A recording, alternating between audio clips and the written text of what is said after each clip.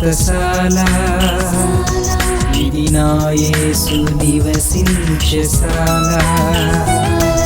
ఏలినవాడ, పొరపాటుగా నీ పనివారు అమౌంట్ మా దాంట్లోనే పెట్టారు, ఆ అమౌంట్ కూడా తీసుకొని వచ్చాం, ఇప్పుడు మరలా ధాన్యానికి వచ్చాం, మీరు చెప్పినట్టుగా మా చిన్నవాడు అయినటువంటి బెన్యామీను కూడా తీసుకొని వచ్చామని చెప్పినప్పుడు ఆయన చాలా దుఃఖపడి ఏడ్చి, ఇప్పుడు బెన్యామీను దగ్గర పెట్టుకోవాలి, ఈయన దగ్గర పెట్టుకోవాలని ప్రాణం కొట్టుపెట్టాడుతుంది.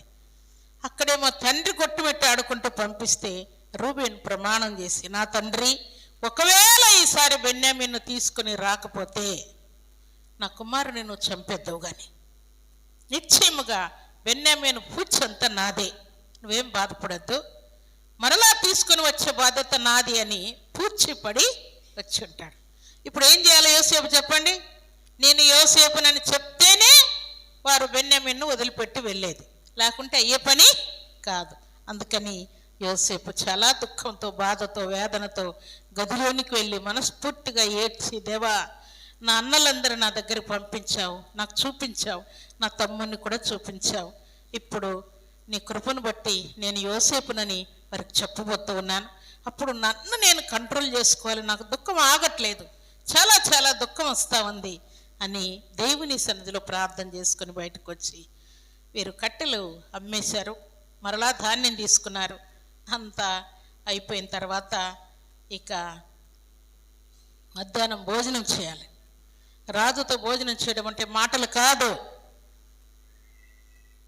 పని వారందరికీ ఆజ్ఞాపించండి, అందరికీ భోజనం ఏర్పాటు చేయండి అని భోజనం ఏర్పాటు చేశారు. ఏంటి రాజుకి ఏమైంది ఈరోజు?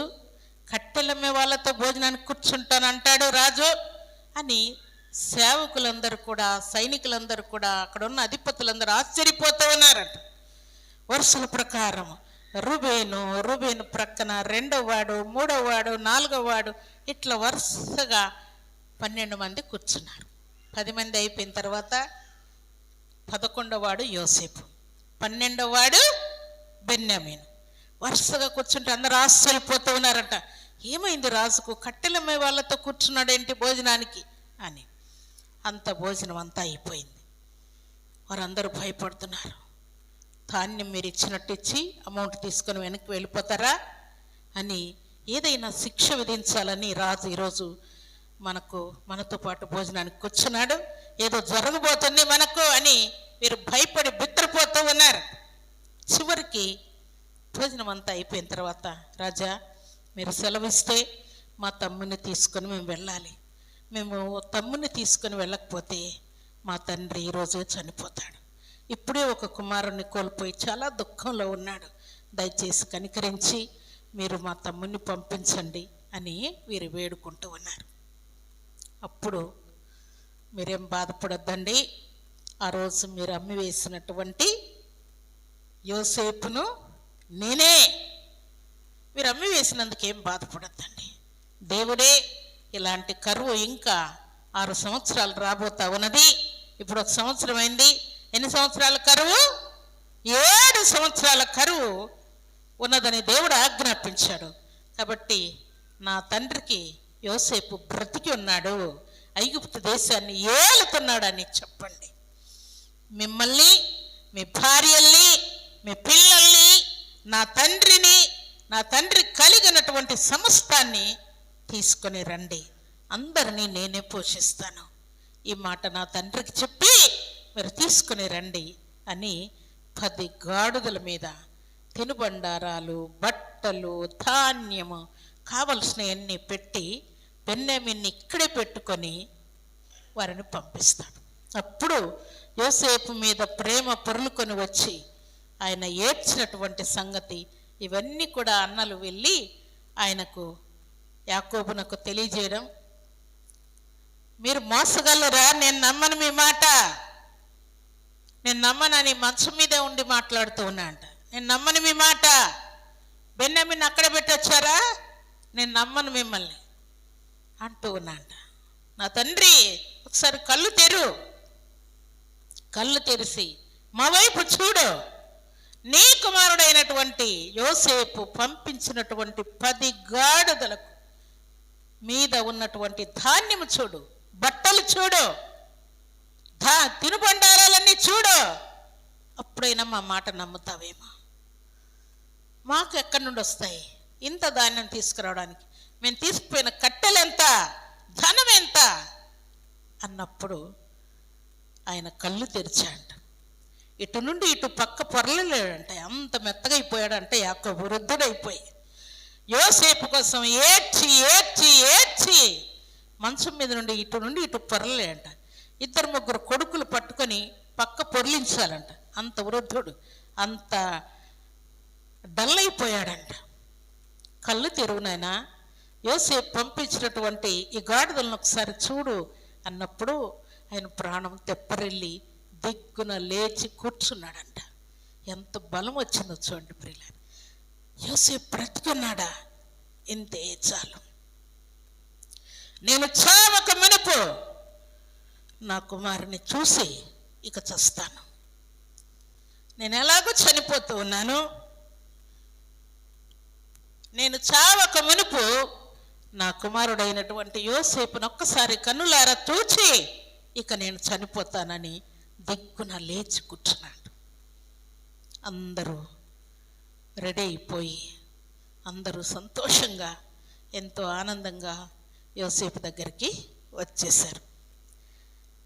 దేవుని సన్నిధిలో చేరిన దేవుని బిడ్డలమైన మనం ఈ మాట జ్ఞాపకం చేసుకుంటే యాకోబు అంటూ ఉన్నాడు, నా కుమారుడా, నిన్నే నేను చూస్తానని అనుకోలేదు. అయితే నేను నమ్మినటువంటి నా దేవుడు, నేను నమ్మినటువంటి నా రక్షకుడు, నేను నమ్మినటువంటి నా న్యాయాధిపతి, నా కన్నీటిని చూసినటువంటి నా దేవుడు, నీ గర్భములో పుట్టినటువంటి మనష్షే ఎఫ్రాయిములను కూడా నా దేవుడు నాకు చూపించాడు.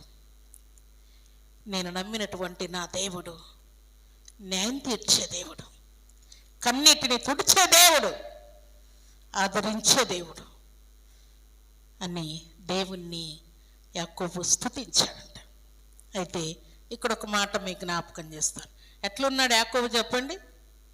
పక్క పొరలేని స్థితిలో ఉన్నాడు. అలాంటి వాడు ఐగుప్తు దేశం వచ్చిన తర్వాత ఎన్ని సంవత్సరాలు బ్రతికాడు చెప్పండి? నా వైపు చూడండి అందరూ. ఎన్ని సంవత్సరాలు బ్రతికాడు?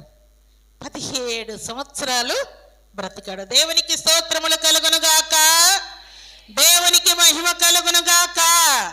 పక్క పొరలేనటువంటి యాకోబు సంతోషం ఎక్కువైపోయి, బలం ఎక్కువైపోయి, ఆనందం ఎక్కువైపోయి, స్తుతి ఎక్కువైపోయి, కృతజ్ఞత భావం ఎక్కువైపోయి, నా దేవుడు నన్ను ఎంత ప్రేమిస్తున్నాడు, ఒకేసారి ఇంత సంతోషం నాకు నా దేవుడు ఇచ్చాడని బలము తెచ్చుకొని చనిపోవలసినటువంటి యాకోబు 17 సంవత్సరాలు ఐగుప్తు దేశం వచ్చిన తర్వాత ఆయన బ్రతికాడంట. ప్రియులారు, దేవుని సన్నిధిలో చేరినటువంటి దేవుని బిడ్డలమైన మనం యోసేపు కీడు చేసినటువంటి అన్నలకి ఏం చేస్తున్నాడు?